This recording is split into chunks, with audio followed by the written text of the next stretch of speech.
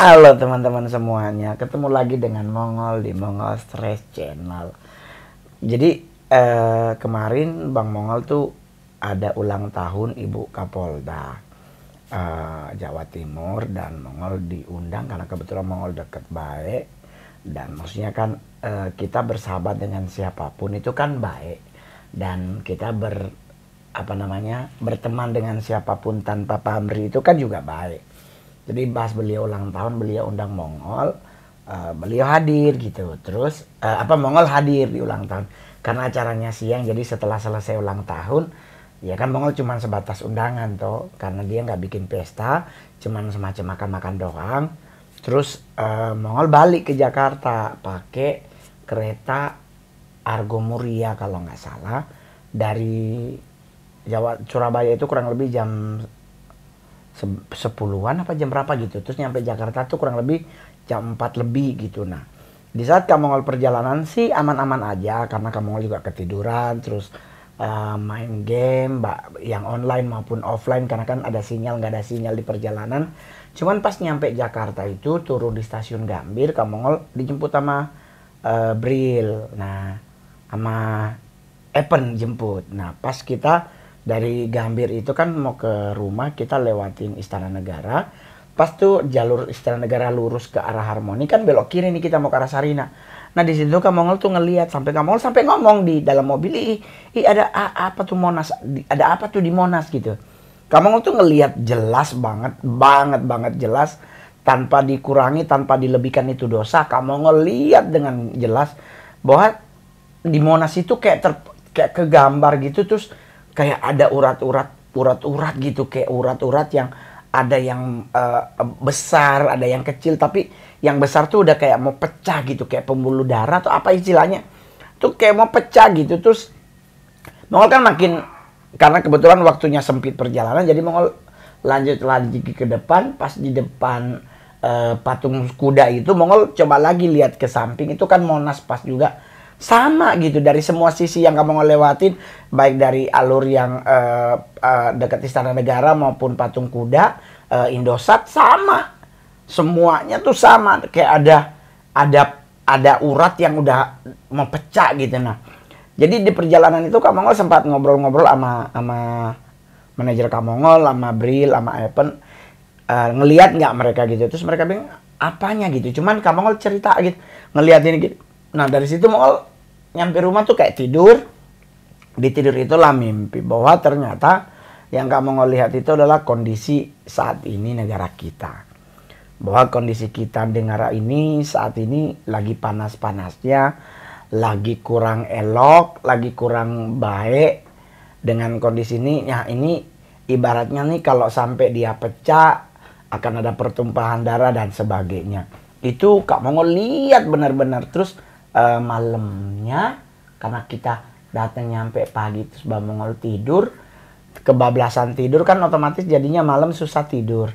Nah di saat susah tidur itulah Kak Mongol tuh keluar dari rumah, ngeliatin atmosfer dan sebagainya. Kak Mongol berpikir bisa jadi kondisi saat ini bangsa kita lagi kurang elok, lagi kurang baik, lagi kurang bagus. Kalau kita salah bergerak akan timbul perpecahan, akan timbul apapun yang kurang elok terhadap bangsa kita. Tetapi Mongol selalu punya prinsip, kalau boleh dibilang itu mungkin salah satu yang dibilang iman. Sebuah keyakinan yang Kak Mongol sangat yakini sekalipun hasilnya belum terlihat, tetapi itu menjadi sebuah bukti bahwa bolehlah bangsa kita mungkin sedang mengalami banyak hal. Bolehlah bangsa kita mungkin akan mengalami perpecahan, tetapi sebelum itu terjadi masih ada solusi satu yang Tuhan kasih buat kita, adalah berdoa. Jadi buat teman-teman semuanya, apapun agamamu, ayo sama-sama kita doakan bangsa kita. Ayo sama-sama kita bersyafaat buat bangsa kita, biar bangsa kita tetap menjadi bangsa yang besar, biar bangsa kita dipulihkan dari hal-hal yang tidak baik, biar bangsa kita tuh disembuhkan dari ketidakbaikan, mungkin sakit dalam tanda kutip, biar kita sama-sama bermunajat positif terhadap bangsa kita untuk menjadi bangsa yang tetap solid, tidak akan terpecah belah. Karena biar bagaimanapun pasti ada hal-hal yang tidak baik terjadi di bangsa kita, di saat kemarin kita mengadakan pemilihan presiden. Ada apa namanya ya, ada juga sumbangsi dari orang-orang yang mungkin dalam tanda kutip supranatural sedang bertempur di alam supranatural untuk salah satu paslon. Tetapi dengan selesainya pemilihan umum kita hanya tinggal menunggu siapa yang menjadi presidennya. Semoga bangsa kita dirukunkan kembali. Anasir-anasir jahat yang terjadi bisa dibersihkan kembali dengan apa? Dengan doa dari kita semuanya. Dengan munajat yang dari kita semuanya. Dengan positif kalimat positif kita terhadap bangsa kita bisa membuat bangsa kita menjadi bangsa yang sempurna kembali. Tidak lagi ada perpecahan, semua anasir jahat terhadap bangsa kita tuh bisa hilang. Jadi teman-teman semuanya, banyak orang yang ngomongin ini itu terhadap bangsa kita. Iya, mungkin bahkan ada yang melihat bahwa akan ada api dan sebagainya, ada kecelakaan dan sebagainya. Ya bisa aja kan teman-teman, orang-orang bisa ngomong hal yang sama. Tetapi ya kita berdoa gitu kepada Tuhan. Kita doa, kita munajat sama Allah. Semoga di kasus-kasus itu kita diluputkan, kita diselamatkan. Kita tidak menjadi bagian yang menjadi korban dari kecelakaan itu. Kita diselamatkan dari kecelakaan, bencana alam atau apapun. Itu doa-doa kita, ya kan?